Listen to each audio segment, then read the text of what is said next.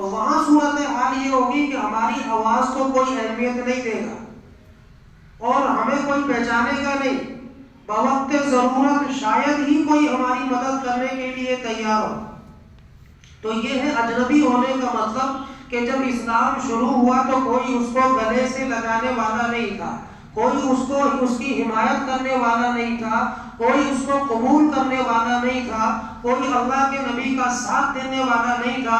لیکن پھر اللہ کے فضل سے ایک وقت آیا کہ مکہ کی وادیوں سے تنے تنہا حضرت محمد الرسول اللہ صلی اللہ علیہ وسلم نے جو آواز لگائی کہ قولوا لا الہ الا اللہ تفلحوا, کہ لوگوں لا الہ الا اللہ کہہ لو کامیاب ہوگے. اللہ نے اپنے فضل سے اس آواز کو پورے عالم کے اندر چاروں کونوں کے اندر پہنچا دیا.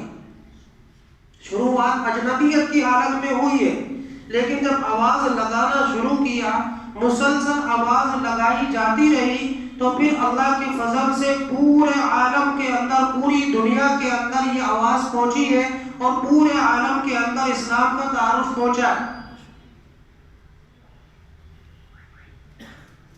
لیکن اور ایک دوسری حدیث کے اندر اللہ کے نبی صلی اللہ علیہ وسلم نے فرمایا کہ الاسلام لا یعرض, فرمایا کہ اسلام جو ہے وہ بالکل اے یارو مددگار تھا اور کوئی اس کا ساتھ دینے والا نہیں تھا.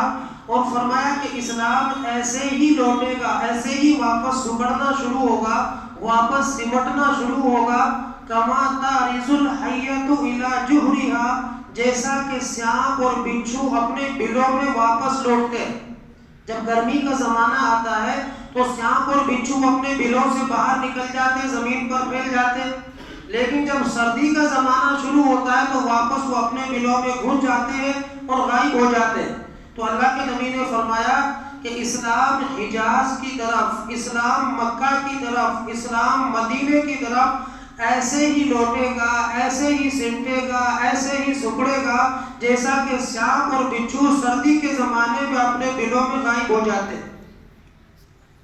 تو بہرحال اسلام اجنبیت کی حالت میں شروع ہوا, لیکن اللہ نے اس آواز کو پورے عالم کے اندر پہنچا دیا. پورے عالم کے اندر یہ آواز پہنچی. تو شاید یہ وہی دور ہے کہ اسلام کا تعارف اور اسلام کی آواز وہ پورے عالم کے اندر پہنچ چکی ہے. اور یہی وہ زمانہ ہے جس کے بارے میں اللہ کے نبی نے یوں فرمایا تھا کہ ہر کچے اور پکے مکان کے اندر یہ کلمہ جو ہے وہ پہنچے گا. یعنی وہاں اللہ کے نبی نے یہ نہیں فرمایا کہ ہر کچا اور پکا مکان اس کو قبول کرے گا. الفاظ یہ ہے کہ یہ کلمہ اسلام یعنی اسلام کا تعارف ہر کچے اور پکے مکان تک پہنچے گا. تو شاید یہ وہی دور ہے کہ آج دنیا کا کوئی کونا اور دنیا کا کوئی خطہ ایسا نہیں ہے جہاں اسلام کو کوئی جانتا نہ ہو, چاہے وہ ٹی وی کے ذریعے ہو یا انٹرنیٹ کے ذریعے ہو, سوشل میڈیا کے ذریعے ہو یا کسی اور ذریعے سے ہو. لیکن جہاں تک اسلام کے تعارف کا مسئلہ ہے تو دنیا کے ہر خطے میں اسلام کا تعارف ہو چکا ہے. کیونکہ اللہ کے نبی نے یوں ہی فرمایا تھا کہ یہ کلمہ, یہ دین ہر کچے پکے مکان میں پہنچے گا. یعنی اس کا پیغام, اس کا تعارف, اس کی پہچان ہر جگہ عام ہو جائے گی. آپ نے یوں تو نہیں فرمایا تھا کہ ہر کچا اور پکا مکان اس کو قبول کرے گا. یہ الگ بات ہے کہ وہ اس کو قبول نہ کرے, الگ بات ہے کہ کوئی اس پر عمل نہ کرے, الگ بات ہے کہ کوئی اس کو اپنے گلے سے نہ لگائے. لیکن اسلام بہرحال دنیا کے ہر خطے اور ہر کونے کے اندر پہنچ چکا ہے. پھر کیا ہوگا؟ تو اللہ کے نبی نے بتا اسلام غریبا, کہ اسلام جب شروع ہوا, اسلام کی جب ابتدا ہوئی تو اسلام اجنبی تھا اور پھر یہ پورے عالم کے اندر اس کو یہ پہنچا ہے, پورے عالم میں اس کا تعارف ہوا ہے. وَسَيَعُودُ غَرِيبًا, اور فرمایا کہ پھر ایک وقت آئے گا کہ واپس یہ اجنبی پہلے کی طرح اجنبی ہو جائے گا. یہ واپس سے سکڑنا شروع ہوگا, یہ واپس سے سمٹنا شروع ہوگا. اور شاید یہ وہ دور بھی شروع ہو چکا ہے اسلام کے سمٹنے کا اور اسلام کے سکڑنے کا, جہاں یہ دور ہے کہ پوری دنیا کے اندر اسلام کا تعارف تو عام ہو چکا ہے. لیکن اللہ کے نبی نے فرمایا کہ ایک وقت آئے گا کہ اسلام واپس مدینے کی طرف سکڑے گا, یہ واپس حجاز کی طرف جو ہے سمٹے گا اور لوٹے گا. اور مثال سے فرمایا کہ جیسے سانپ اپنے بلوں میں واپس لوٹتا ہے تو اسلام بھی جہاں سے شروع ہوا لوٹ کر کے ساری دنیا سے سمڑ کے سمٹ کر کے واپس وہی پہنچے گا. تو یہ اسلام کے سپڑنے کا دور. سپڑنے کا اور سمٹنے کا مطلب یہ ہے کہ جب لوگ اسلام کی قدر کرنے والے نہ رہے, جب لوگ اسلام کو گلے سے لگانے والے نہ رہے, جب لوگ اسلام کے لیے قربانیاں دینے والے نہ رہے. اور برا نہ مانیے, آج 99% مسلمانوں کی حالت یہ ہے کہ وہ اپنے دین اسلام کو نہ گلے سے لگانے کو تیار ہے, نہ اس کے لیے اپنی جان مال اور وقت کی قربانی دینے کے لیے تیار ہے. استثناء ہر جگہ ہوتا ہے, کچھ لوگ ہر جگہ ہوتے ہیں. اگر یہ نہیں ہوں گے تو معاملہ ہی خراب ہو جائے گا, نظام ہی اللہ تعالیٰ درہم برہم کر دیں گے.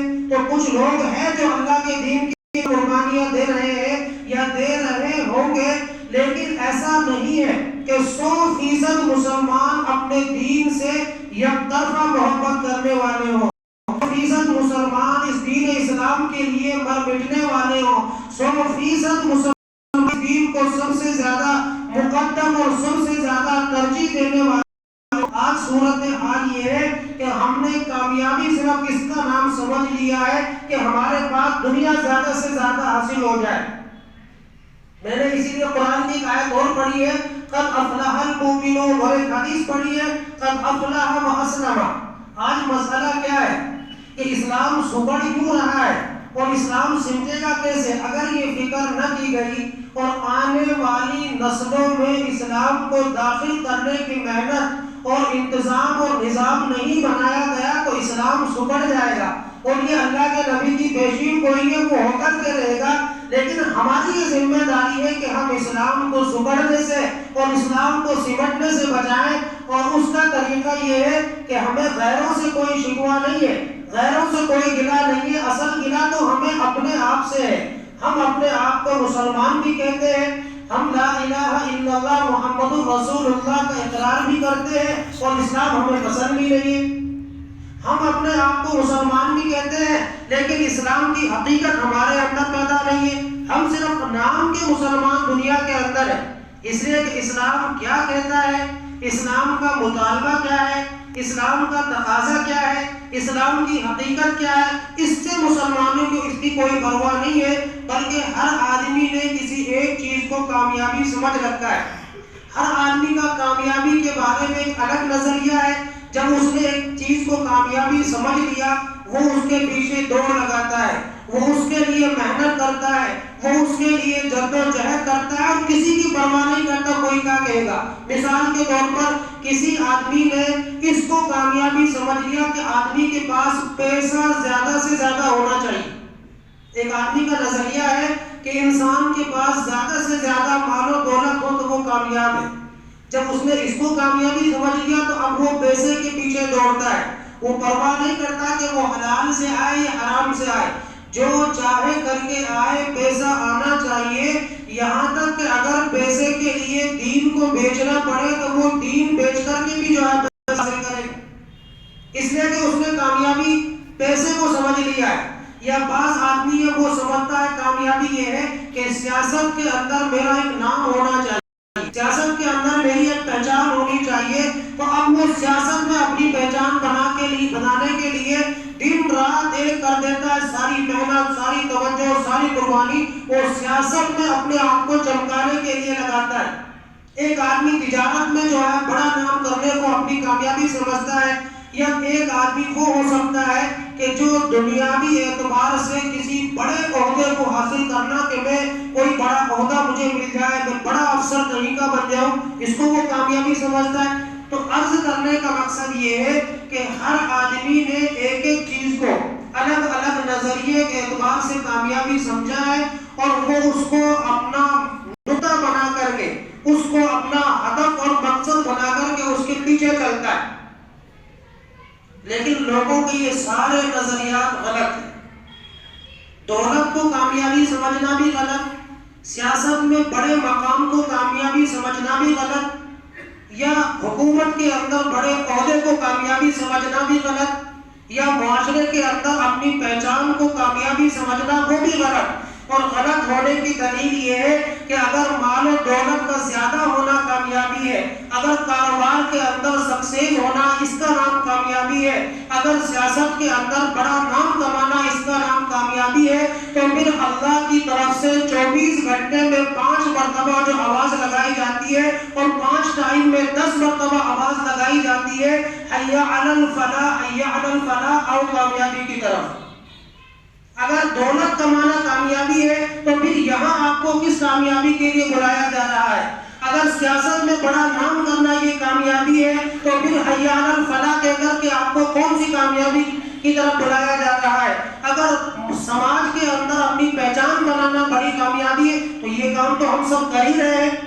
پیسہ کمانے والا پیسہ کما رہا ہے، سیاست میں نام کروانے والا سب کچھ سیاست کے لیے کر رہا ہے، تو اللہ اس کے رسول کی کوئی پرواہ نہیں کرتا، کسی کے لان تان پر کوئی توجہ نہیں دیتا. تو یہ کام تو سارے باہر ہو ہی رہے ہیں. اگر یہ کامیابی ہے تو پھر اللہ حی علی الفلاح کہہ کر کے ہمیں کون سی کامیابی کی طرف بلا رہا ہے؟ اس سے معلوم یہ ہوا اب تو ہم سمجھنا یہ چاہیے کامیابی کس کو کہتے ہیں. کامیابی اصل میں ویسے اس کے لغوی معنی تو چیرنے اور کاٹنے کے ہوتے ہیں، اس کی تحقیق کا وقت نہیں ہے. آپ یوں سمجھ لیجئے کہ ہر مراد کا پورا ہو جانا اور ہر دکھ کا دور ہو جانا یہ کامیابی ہے. فلاح کس کو کہتے ہیں؟ انسان کی ہر مراد پوری ہو جائے اور ہر دکھ انسان کا دور ہو جائے، یہ کامیابی ہے. اور ایسا دنیا کے اندر ہونا ناممکن ہے. یعنی کوئی آدمی اس کائنات میں حضرت آدم سے لے کر اور آخری انسان تک ایسا نہیں ہو سکتا ایک بھی انسان جو یہ دعویٰ کر لے کہ اس کی ہر مراد پوری ہو گئی اور کبھی کوئی غم اور کوئی دکھ اس کو پیش نہیں آیا. تو جب ہر مراد کا پورا ہونا، ہر غم کا دور ہونا یہ کامیابی ہے اور یہ دنیا کے اندر ممکن نہیں ہے. تو اس کا مطلب یہ ہوا کہ کامیابی اللہ کی نظر میں کسی اور چیز کا نام ہے اور وہ اس جہاں کے اندر حاصل نہیں ہو سکتی. اور اس کامیابی کا تذکرہ کرتے ہوئے اللہ نے فرمایا فَمَنْ زُحْزِحَ عَنِ النَّارِ وَأُدْخِلَ الْجَنَّةَ فَقَدْ فَازَ، کہ اصل کامیابی یہ ہے کہ آدمی کو جہنم سے بچا لیا گیا اور جنت کے اندر اس کو داخل کر دیا گیا. معلوم یہ ہوا کہ اللہ کسی کو جنت میں داخل فرما دے یہ اصل کامیابی ہے. جنت کے اندر ایسا ہوگا کہ آپ کی ہر مراد پوری ہوگی، آپ کا ہر غم دور ہو جائے گا، وہاں آپ کو کسی طرح کی کوئی کمی نہیں ہوگی. وَلَكُمْ فِيهَا مَا تَشْتَهِي أَنفُسُكُمْ وَلَكُمْ فِيهَا مَا تَدَّعُونَ، جو خواہش کرو گے وہ ملے گا، جو مانگو گے وہ ملے گا، جو سوچو گے وہ حاضر ہو جائے گا، جس کا خیال کرو گے فوراً حاضر ہو جائے گا. ہر مراد پوری ہونے کی جگہ جنت ہے اور کسی قسم کی دقت، کسی قسم کی پریشانی اور کوئی غم، کوئی تکلیف نہیں ہوگا تو اس جگہ کا نام جنت.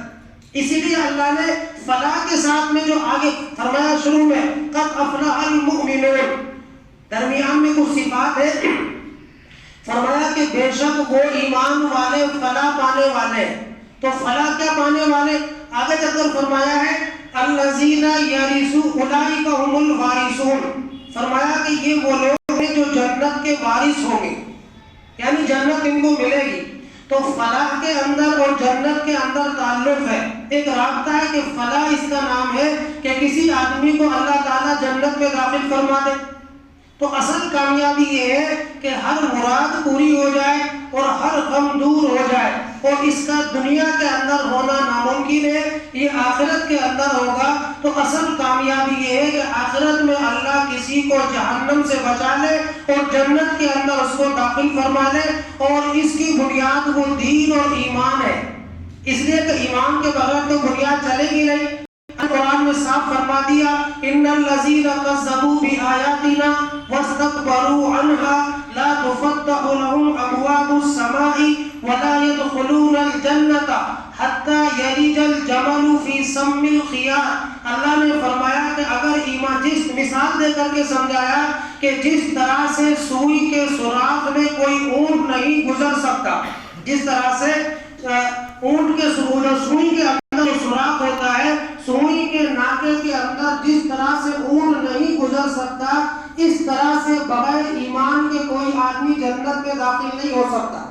جیسے سوئی کے ناکے میں کوئی جو ہے اونٹ نہیں جا سکتا، ایسے کوئی کافر جنت کے اندر نہیں جا سکتا۔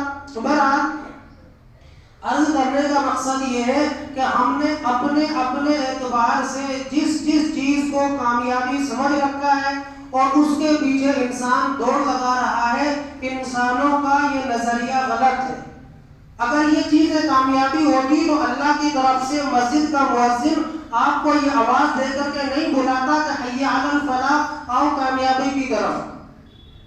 تو اس کا مطلب یعنی ساری سیاست کے ہوتے ہوئے، تجارت کے ہوتے ہوئے، تمام چیزوں کے ہوتے ہوئے آواز لگ رہی ہے کہ آؤ کامیابی کی طرف۔ اس کا مطلب یہ کہ شریعت کی نظر میں، اللہ کی نظر میں کامیابی کسی اور چیز کا نام ہے، اور وہ کامیابی یہ ہے کہ ہر مراد آپ کی پوری ہو جائے، ہر غم آپ کا دور ہو جائے، اور یہ دنیا میں ناممکن ہے، یہ آخرت کے اندر ہوگا۔ لہذا اصل ایمان کا تقاضا یہ ہے کہ آپ اپنی اصل کامیابی کے لیے محنت کریں۔ یہ دنیا اس آخرت والی کامیابی کو حاصل کرنے کا میدان ہے، اور یہاں رہ کر کے آپ آخرت کی کامیابی کو کیسے حاصل کریں گے؟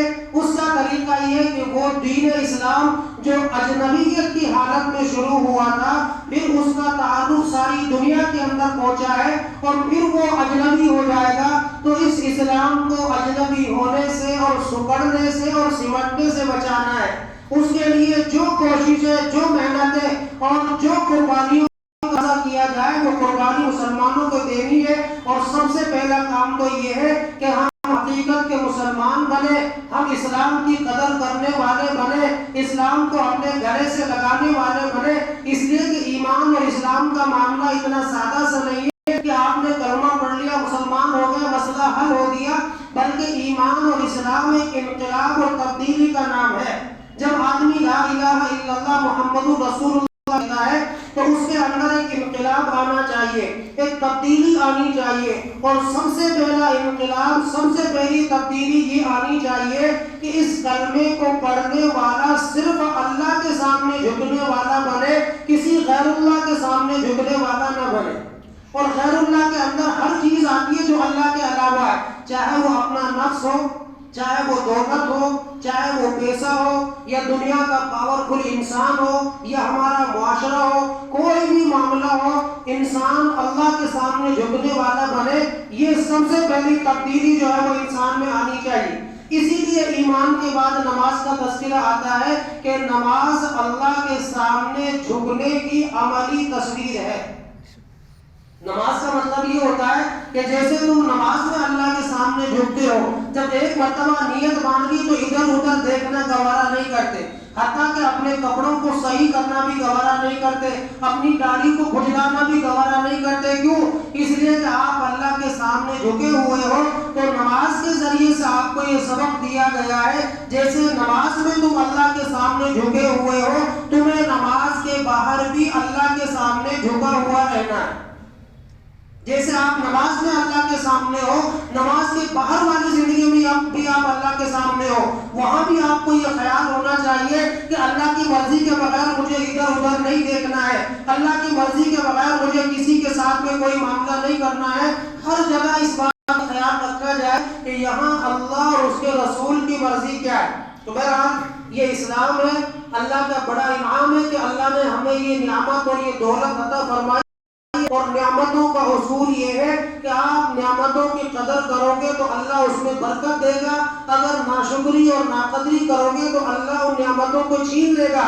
اور نعمت کا مطلب صرف روٹی یا مٹھائی نہیں ہوتا ہے، یہ نعمت اسلام تو سب سے بڑی نعمت ہے، یہ نعمت ہدایت تو اللہ کا بہت بڑا انعام ہے، یہ ایمان کی دولت تو اللہ کی سب سے بڑی دولت ہے۔ اگر ہم اس ایمان کی، اسلام کی قدر نہیں کریں گے اور اس کی جان مال وقت کی قربانی نہیں لگائیں گے، اسلام کے لیے مرنے والے مٹنے والے نہیں بنیں گے، اسلام کی نصرت کرنے والے نہیں بنیں گے، تو اللہ نے ہماری حفاظت کا وعدہ اسلام کی نصرت کی شرط کے ساتھ رکھا ہے۔ اگر تم دین کی حفاظت کرو گے، دین کی مدد کرو گے، اللہ تمہاری مدد کرے گا، اللہ تمہاری حفاظت کرے گا۔ اگر تم نے دین سے ہاتھ کھینچ لیا تو اللہ تمہاری حفاظت سے ہاتھ کھینچ لے گا، پھر کوئی تمہارا پرسان حال نہیں ہوگا، کوئی تمہیں بچانے والا اور حفاظت کرنے والا نہیں ہوگا۔ بہرحال عرض کرنے کا مقصد یہ ہے کہ ہم اصل کامیابی کو سمجھیں اور اصل کامیابی کو سمجھ کر اس کو حاصل کرنے کی کوشش کریں، اور وہ اصل کامیابی آخرت کے اندر ہے، اور یہ دنیا اس کامیابی کو حاصل کرنے کا میدان ہے۔ لہٰذا ہم نے جن جن چیزوں کے پیچھے بھاگنا شروع کر رکھا ہے ان کو اللہ کے لیے چھوڑ کر اصل کامیابی کو سمجھنے کی کوشش کریں، اس لیے کہ جب آدمی کو طلب ہوتی ہے تو اللہ کی طرف سے توفیق عطا ہوتی ہے۔ اس لیے بھائی سب یہ کوشش کریں کہ اصل آدمی اس دین کے لیے ہم کیا کر سکتے ہیں، یہ دین ہمارا محفوظ رہے، یہ سکڑنے اور سمٹنے سے بچا رہے۔ یہ تو آپ احسان مانیے مدارس کا، احسان مانیے دعوت و تبلیغ کا، یا احسان مانیے دینی اداروں کا کہ اسلام کی اس قدر چمک اور دمک ابھی باقی ہے، ورنہ صورتحال بڑی نازک ہے اور بڑا معاملہ خطرناک ہے۔ اسی لیے ہمارے بڑوں نے اندیشہ ظاہر کیا ہے کہ اگر مسلمانوں کا اسلام سے ایسا ہی بے تعلقی کا رویہ رہا تو وہ دن دور نہیں ہوگا کہ اسلام کا صرف نام باقی ہوگا، اسلام کی حقیقت ختم ہو جائے۔ اسی لیے اس کو ڈرنے کی بات ہے کہ یہ وہ زمانہ شروع ہو چکا ہے جہاں سے اسلام سکڑنا اور سمٹنا شروع ہو رہا ہے۔ خود مسلمان اسلام کو نہیں جانتے، خود مسلمانوں کے لیے اسلامی تعلیم اجنبی ہے، بہت بنیادی باتوں سے مسلمان واقف نہیں ہے، حتیٰ کہ لا الہ الا اللہ محمد رسول اللہ کے الفاظ مسلمانوں کو نہیں آتے، اس مسلمانوں کو نہیں آتا۔ اس سے اندازہ لگاؤ کہ اسلام اجنبی ہوگا کہ نہیں ہوگا۔ اگر اس کلمے پر محنت نہیں ہوئی، اس دین اسلام پر محنت نہیں ہوئی، اور پوری دنیا میں اس پیغام کو جا کر کے نہیں پھیلایا گیا، اور ہم نے خود اس پر عمل نہیں کیا، اسلام کو اپنے گلے سے نہیں لگایا، تو یہ بالکل ظاہر سی بات ہے کہ جس راستے پر لوگ چلنا بند کر دیتے ہیں چند دنوں کے اندر وہ راستے ختم ہو جایا کرتے۔ تو اس لیے ہماری ذمہ داری ہے کہ ہم اصل کامیابی کو سمجھیں اور اس دین اسلام کی حفاظت اور بقا کے لیے اور اپنی حفاظت اور اپنی بقا کے لیے جو قربانیاں دے سکتے ہو وہ دے، اور سب سے پہلا ضروری کام یہ کہ ہم خود اسلام پر مکمل عمل کرنے کی کوشش کریں۔ اللہ تعالیٰ عمل کرنے کی توفیق عطا فرمائے۔